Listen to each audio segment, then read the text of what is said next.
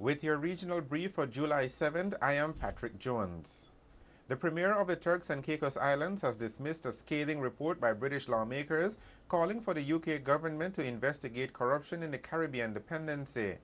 Premier Michael Misick said in a statement that the extremely critical report by the House of Commons Foreign Affairs Committee presented an unbalanced view of his government.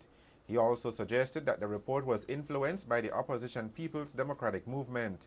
The British committee said it had heard allegations of state land being sold off for personal gain and bribe-taking among ministers. The report speaks of a palpable climate of fear in the British territory.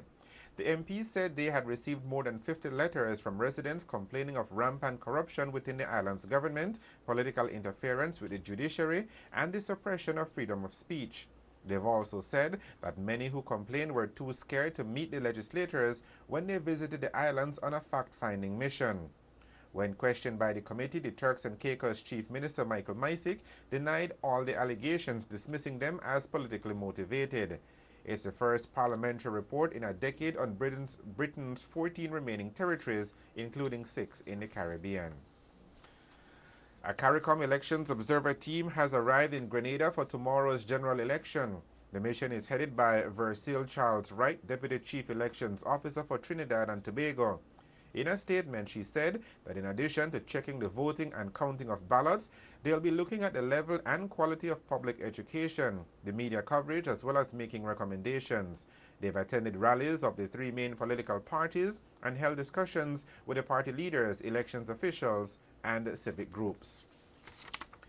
UN Under-Secretary for Peacekeeping Operations Jean-Marie Guénot has called on Haiti's political leaders to hammer out a speedy consensus to end a political deadlock that has gripped the nation for months.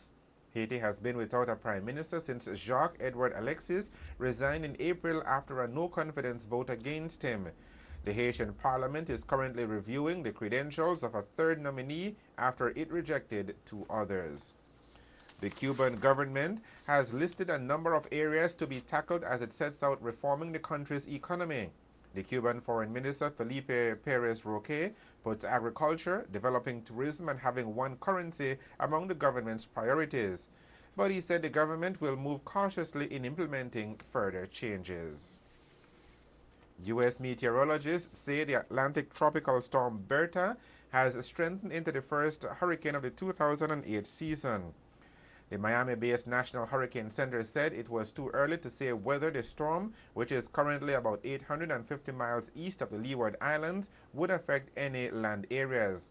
Berta, currently classified as a weak Category 1 hurricane, has maximum winds of 75 miles per hour. And that is your Caribbean brief for Monday, July 7th. Thanks for watching.